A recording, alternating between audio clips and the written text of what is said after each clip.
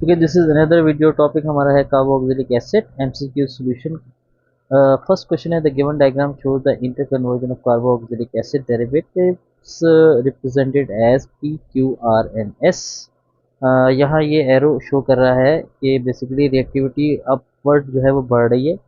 इसका मतलब है जो P है वो मोस्ट रिएक्टिव डेरिवेटिव है कार्बोक्सिलिक एसिड का। सेकंड नंबर पे Q है, ठीक है, थर्ड नंबर पे आर है और फोर्थ नंबर पे एस है। तो जो मोस्ट रिएक्टिव कार्बोक्सिलिक एसिड का डेरिवेटिव होता है उसको हम असाइल क्लोराइड कहते हैं, क्योंकि acyl chloride without any energy के डिफरेंट एजेंट से रिएक्ट करके डायरेक्टली दूसरे तमाम कार्बोक्सिलिक एसिड में कन्वर्ट हो जाता है। तो अगर हम अपने ऑप्शन में देखते हैं तो इत्तेफाक से हमारे पास ऑप्शन बी एक ऐसा ऑप्शन है जिसमें पहले नंबर पे जो मोस्ट रिएक्टिव की बात हो रही है।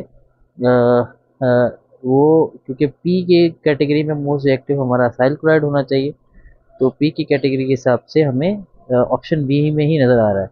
हाँ, इसमें थोड़ा सा अगर हम ये देखें जो क्यू हमारा डेरिवेटिव है और अगर पी डेरिवेटिव, इन दोनों को अगर आप गौर से देखें कि दोनों जो डेरिवेटिव हैं दोनों वाटर से रिएक्ट करके कार्बोक्सिलिक एसिड में कन्वर्ट हो रहा है, लेकिन जो पी है वो वेरी फास्टली, मतलब इसका कन्वर्जन रेट फास्ट होता है एज कम्पेयर टू क्यू। और ये जो क्यू हमारा होता है वो एसिड एनहाइड्रेट होता है, तो इस रिस्पेक्ट से हमारा क्यू जो है वो सेकंड नंबर पे एनहाइड्रेट होगा और थर्ड नंबर पे ईस्टर है जो कि आर आइडेंटिफाई हुआ है। और इसमें ये क्लियरली नज़र आ रहा है कि H3O का मतलब है कि एसिडिक मीडियम की मौजूदगी में इसकी हाइड्रोलिसिस हो रही है जो कि कार्बोक्सिलिक एसिड में कन्वर्ट कर रहा है। तो इस तरीके से हमारा ऑप्शन बी करेक्ट है। और किसी ऑप्शन में इन्होंने स्टार्ट में असाइल क्लोराइड को मेंशन नहीं किया हुआ, तो बहुत क्लियर हमारा ऑप्शन बी करेक्ट है। अच्छा, नेक्स्ट हमारे पास है given is the reaction of an propyl benzene with alkaline KMnO4 followed by acidic hydrolysis. ये हमारा एक बेंजीन बेसिकली प्रोपाइल बेंजीन है और इसकी हम KMnO4 से एसिडिक, पहले हम इसको इनिशियली KMnO4 से अल्कलाइन KMnO4 से रिएक्ट करवा रहे हैं और बाद में हम इसको सल्फ्यूरिक एसिड से रिएक्ट करवा रहे हैं। अल्कलाइन KMnO4 से ये इसको ऑक्सीडाइज कर देगा, तो बेसिकली क्योंकि हमारा ये ऑक्सीडाइजिंग एजेंट है और बाद में जब हम इसको फर्दर सल्फ्यूरिक एसिड रिएक्ट करेंगे तो वो उसको प्रोटोनेट भी कर देगा। तो इस रिस्पेक्ट से ये जो हमारा हाइड्रोकार्बन है ये कार्बोक्सिलिक एसिड में कन्वर्ट हो जाएगा। अगर आप और से देखें हमारे पास ऑप्शन बी और ऑप्शन डी में ये नज़र आ रहा है कि कोई जो प्रोडक्ट है यानी कि रिएक्टेंट है कार्बोक्सिलिक एसिड में कन्वर्ट हुआ है। अच्छा, ऑप्शन डी में अगर हम देखें तो डी में इन्होंने ये शो किया हुआ है कि जो थर्ड कार्बन है सिर्फ वो ऑक्सीडाइज हुई है, जबकि ऐसा नहीं होता कि बेसिकली ये इतना स्ट्रॉन्ग ऑक्सीडाइजिंग एजेंट है तो ये वाला कार्बन ऑक्सीडाइज होकर कार्बोक्सिलिक एसिड में चेंज होता है, बाकी यहाँ carbon carbon bond break down भी हो जाता है। इस लिहाज से हमारा ऑप्शन बी करेक्ट है। नेक्स्ट है which of the following correctly represents X and Y in the given equation. यहाँ हमें क्लियरली नज़र आ रहा है कि ये एक नाइट्राइल है और वो वाटर से रिएक्ट कर रहा है HCl एक्सिस की मौजूदगी में। अगर जब याद रखें कि कोई भी सब्सटेंस एसिड या बेस की मौजूदगी में किसी वाटर से रिएक्ट कर रहा हो तो इस प्रोसेस को हम कहते हैं हाइड्रोलिसिस। तो बेसिकली ये है हाइड्रोलिसिस ऑफ नाइट्राइल और हाइड्रोलिसिस ऑफ नाइट्राइल हमेशा हमें कार्बोक्सिलिक एसिड देती है। अच्छा, अगर आप ये देखें कि इसमें बेसिकली कितने कार्बन एटम हैं, दो कार्बन एटम हैं, तो हमें जो एक्स की जगह पर मिलेगा दो कार्बन एटम वाला कार्बोक्सिलिक एसिड मिलेगा। तो हमारा सिर्फ ऑप्शन बी में ही हमें कार्बोक्सिलिक एसिड नज़र आ रहा है, तो ऑप्शन बी ऑब्वियसली करेक्ट होगा। और इसका जो बाय प्रोडक्ट है वो NH4Cl बनता है, क्योंकि इसमें से ये जो नाइट्रोजन है ये इनिशियली अमोनिया में कन्वर्ट होकर NH4Cl में कन्वर्ट होती है, तो ऑप्शन बी करेक्ट होगा। नेक्स्ट है the structure that represent the dimer of carboxylic acid. अच्छा, डाइमर बेसिकली किसे कहते हैं कि जब दो lower atomic weight, sorry molecular weight कहना चाहिए, कार्बोक्सिलिक एसिड हाइड्रोजन बॉन्डिंग की जरिए की वजह से बेसिकली आपस में ज्वाइन हो जाते हैं और एक रिंग स्ट्रक्चर बनाते हैं। अगर आप और से देखें ये जो डॉटेड लाइन है ये हाइड्रोजन बॉन्डिंग को बेसिकली शो कर रहा है।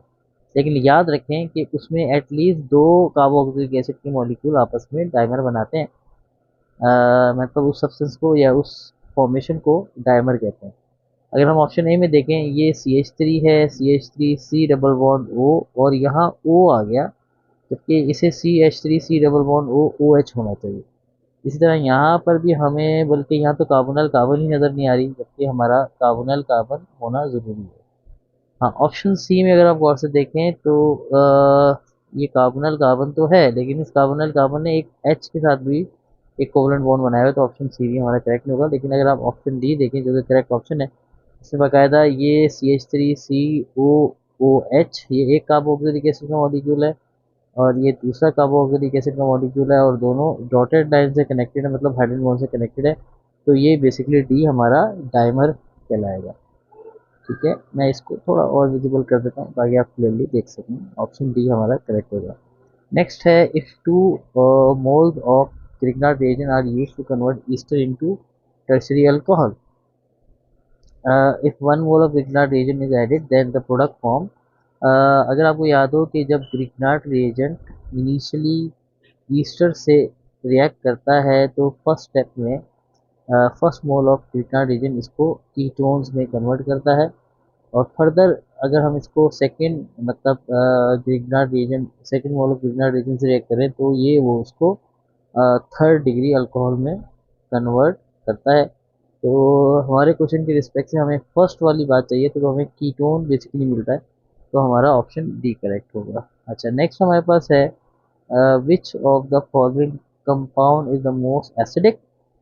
यहाँ पर ये देखें कि हमारे पास ये मेन फंक्शन ग्रुप है और ये अल्फा कार्बन है। अल्फा कार्बन के साथ अगर आप देखें जो हाईली इलेक्ट्रोनेगेटिव एलिमेंट जैसे फ्लोरीन अटैच है, तो due to negative inductive effect ये इलेक्ट्रॉन विड्रॉइंग ग्रुप है, ये इस कार्बोक्सिलिक एसिड को बढ़ा देगा।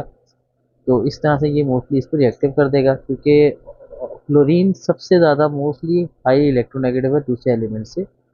अगर हम ऑप्शन बी में देखें तो यहाँ CH3 ग्रुप है, तो ये कंपेरेटिवली फ्लोरीन से ज़्यादा इलेक्ट्रोनेगेटिव नहीं है। और सी ऑप्शन में 2 फ्लोरीन है और हमारे ऑप्शन ए में 3 फ्लोरीन है, तो ऑब्वियसली 3 फ्लोरीन डोमिनेट करेंगे, और डी ऑप्शन में सिर्फ 1 फ्लोरीन है, तो इस तरह से हमारा ऑप्शन ए करेक्ट होगा।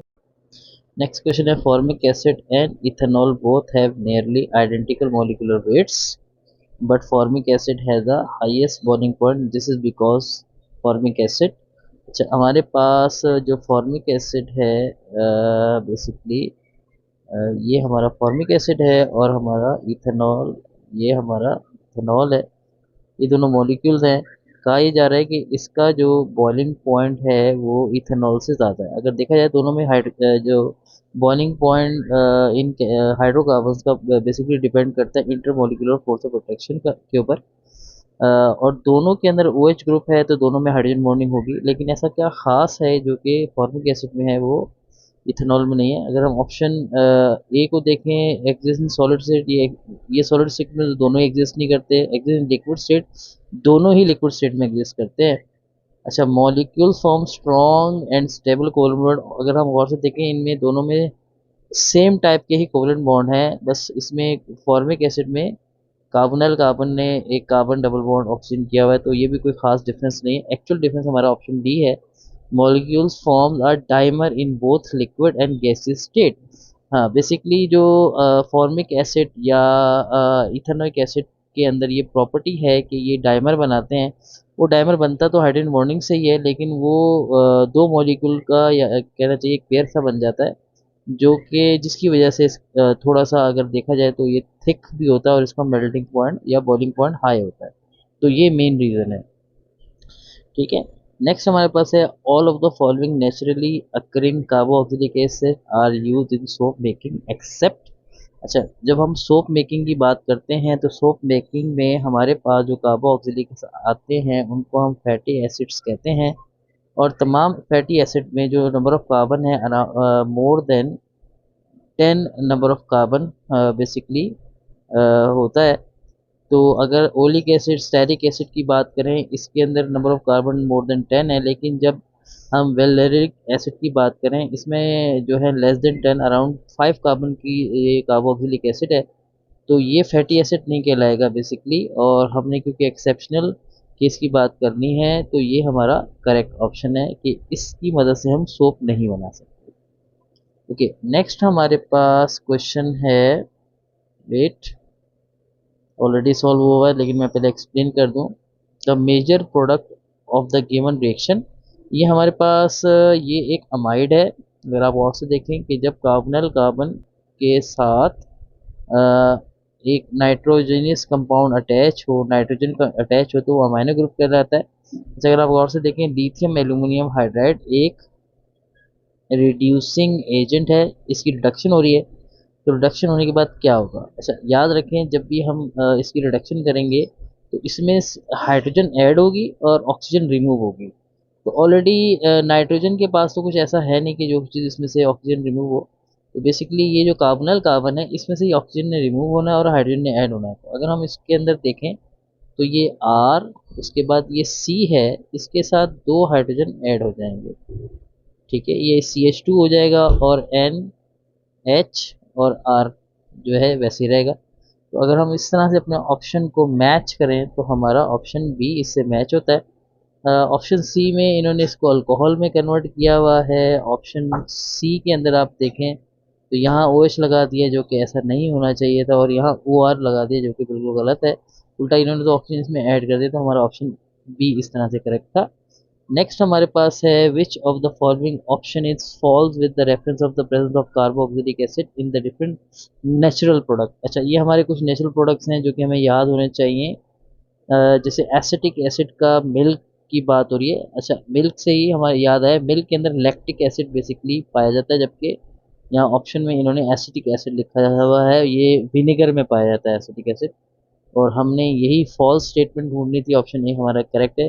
अगर हम ऑप्शन बी, सी और डी भी देख लेते हैं, टार्टेरिक एसिड बिल्कुल ये ग्रेप्स में पाया जाता है, अमाइनो एसिड मीट में होता है, और सिट्रिक एसिड बिल्कुल लेमन में होता है।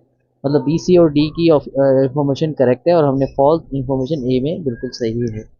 अच्छा, नेक्स्ट हमारे पास है, इफ फिनाइल और vinyl group are attach to the carboxylic acid, it changes its inductive effect and acidity. The option that show this change in inductive effect and acidity due to the presence of these group। अच्छा, अगर हम बात करें कि let suppose ये हमारा carboxylic acid group है और इसकी अल्फा कार्बन के साथ कार्बन कार्बन डबल बॉन्ड है, ये एक ज्यूम कर लेते हैं। ठीक है, कंपाउंड में ये ड्रॉ कर लेता हूँ।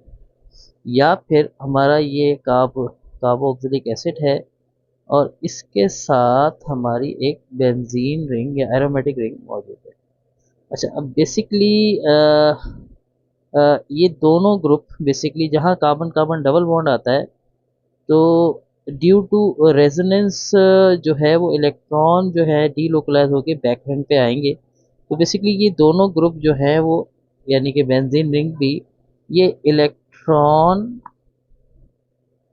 विड्रॉइंग ग्रुप का काम करेंगे, इलेक्ट्रॉन विड्रॉ करेंगे अपनी तरफ।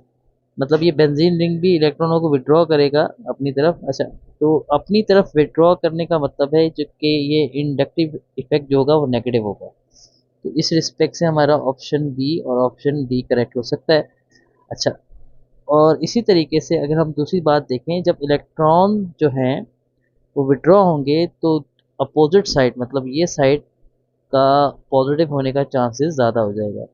तो ये पॉजिटिव साइड होने का मतलब है प्रोटॉन एज अ प्रोटॉन की फॉर्म में रिमूव होना आसान हो जाएगा, मतलब इसकी एसिडिटी इंक्रीज हो जाएगी। तो इस रिस्पेक्ट से हमारा ऑप्शन डी करेक्ट है। ओके, नेक्स्ट क्वेश्चन है, when butyl magnesium bromide react with carbon dioxide gas it forms. अच्छा, ब्यूटाइल में हमारे पास टोटल कार्बन होंगे C4 और हाइड्रोजन हमारे पास होंगे 9, और इसको हम मैग्नीशियम से कर देते हैं और ब्रोमाइड। अच्छा, अगर मैं ये सब एक्सप्लेन कर दूं कि ब्यूटाइल में हमने ये C4H9 कैसे किया है। अगर हम बात करें ब्यूटेन की, तो ब्यूटेन का फॉर्मूला होता है C4H10। ठीक है, अगर मैं इसमें से एक हाइड्रोजन कम कर दूं, 9 कर दूं, तो इसको हम कहते हैं ब्यूटाइल। तो इस वजह से मैंने ये C4H9 लिखा है, और इन्होंने लिखा हुआ है ब्यूटाइल मैग्नीशियम ब्रोमाइड। ये एक ग्रिग्नार्ड रिएजेंट है, ये रिएक्ट कर रहा है कार्बन डाइऑक्साइड से। ठीक है। अच्छा, अब हमारे पास अगर ये रिएक्ट कर रहा है कार्बन डाइऑक्साइड से, अगर आपको याद हो कि जब भी ग्रिग्नार्ड रिएजेंट कार्बन डाइऑक्साइड से रिएक्ट करता है तो वो कार्बोक्सिलिक एसिड में कन्वर्ट हो जाता है। और नंबर वन तो बात यह है कि वो कार्बोक्सिलिक एसिड में कन्वर्ट हो जाता है, और दूसरा उस कार्बोक्सिलिक एसिड में मतलब ये जो अल्काइल ग्रुप है, ये बेसिकली अल्काइल ग्रुप है, इसमें एक नंबर ऑफ कार्बन बढ़ जाता है। मतलब ये C4H9 है, तो जो इससे कार्बोक्सिलिक एसिड बनेगा तो उसके अंदर टोटल 5 कार्बन होंगे। तो मैं उसको भी एक्सपेंड करके आपको बताया था डायरेक्टली। ये हो जाएगा CH3 CH2 CH2 and C double bond OH, ये हमारी फाइनल प्रोडक्ट होगी। ठीक है, क्योंकि यहाँ से 4 कार्बन आ रहे हैं और एक कार्बन हमारे कार्बन डाइऑक्साइड दे देगी, तो इस तरह से ये जो बनने वाला कंपाउंड है वो होगा pentanoic acid. Option D correct होगा। अच्छा, अगर हम वैसे देखें, अगर हमें ये भी याद हो कि कार्बन डाइऑक्साइड से रिएक्ट करके ये कार्बोक्सिलिक एसिड में कन्वर्ट होता है, तो ऑप्शन में सिर्फ एक ही ऑप्शन था जिसमें इन्होंने एसिड को दिया हुआ था, ऑप्शन डी था। ठीक है। नेक्स्ट हमारे पास है the carboxylic acid derivative which is the least reactive. Least reactive हमारा एक ही है, वो है अमाइड, और ये हमारी अमाइड की आइडेंटिफिकेशन है, ऑप्शन डी। ठीक है, तो इस तरह से इसका तो डायरेक्टली हम आइडेंटिफाई कर सकते हैं कि ये ऑप्शन डी करेक्ट होगा, क्योंकि यही अमाइड ही लीस्ट रिएक्टिव है। नेक्स्ट हमारे पास है the structure of organic compound which is prepared by replacing the active hydrogen of CH3COOH with an alkyl group। अच्छा, CH3C डबल बॉन्ड OH में से इस एक्टिव हाइड्रोजन को अगर मैं रिमूव करके, इन्होंने एक्टिव हाइड्रोजन को रिमूव करने की बात कही है और मैंने क्या लगाना है, अल्काइल ग्रुप लगाना है। तो अब इस रिस्पेक्ट से हमारा जो ग्रुप बनता है वो बनता है ईस्टर, तो ऑप्शन ए हमारा करेक्ट होगा। नेक्स्ट हमारे पास है the given chemical reaction shows oxidation of methanol in 2 steps. अगर हमें देखें, ये मिथेनॉल है, मिथेनॉल की ऑक्सीडेशन हो रही है, प्रोडक्ट एक्स बन रही है, फर्दर ऑक्सीडेशन से प्रोडक्ट वाई बन रही है। The resultant X and Y in the these steps are, देखें, याद रखें कि अल्कोहल ऑलरेडी जिसमें एक ऑक्सीजन होता है, जब हम उसको ऑक्सीडाइज करते हैं और वो स्टेप बाय स्टेप हो, खासतौर पे ये जो है हमारा एक माइल्ड ऑक्सीडाइजिंग एजेंट है, तो ये इनिशियली अल्कोहल को एल्डिहाइड में कन्वर्ट करेगा। अच्छा, नंबर वन थिंग हमें ये देखना होगा कि ये प्राइमरी अल्कोहल तो नहीं है, जैसे कि देखें मीथेनॉल है तो ये प्राइमरी अल्कोहल की कैटेगरी में आता है, तो ये इसको सिंपल एल्डिहाइड में कन्वर्ट करेगा। और दूसरी बात, ये मिथेनॉल में एक ही कार्बन है, तो ये एक कार्बन के एल्डिहाइड में, मतलब ये हो जाएगा HC डबल बॉन्ड OH। अच्छा, इसको हम फॉर्मल्डिहाइड भी कहते हैं, या इसका आईपीसी नेम मिथेनॉल है। ऑब्वियसली इसमें एक्स में हमारे पास कहीं पे मिथेनॉल नहीं लिखा हुआ, फॉर्मल्डिहाइड लिखा हुआ है, तो ऑप्शन ए हमारा करेक्ट होगा, क्योंकि एक ही जगह पर दिया हुआ है। लेकिन हम आगे भी चेक कर लेते हैं, आगे भी ये फॉर्मिक एसिड में कन्वर्ट होगा, क्योंकि इसकी फर्दर ऑक्सीडेशन हो रही है। तो फॉर्मिक एसिड का जो स्ट्रक्चर है वो कुछ इस तरह से होगा। ठीक है। नेक्स्ट हमारे पास है the molecule of the formic acid exist as dimer in the vapour phase due to.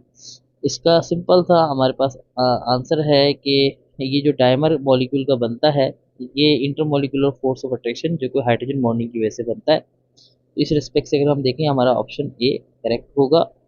तो ये हमारा लास्ट एमसीक्यूज था। होप आपको ये लेसन समझ में आया होगा। Thank you.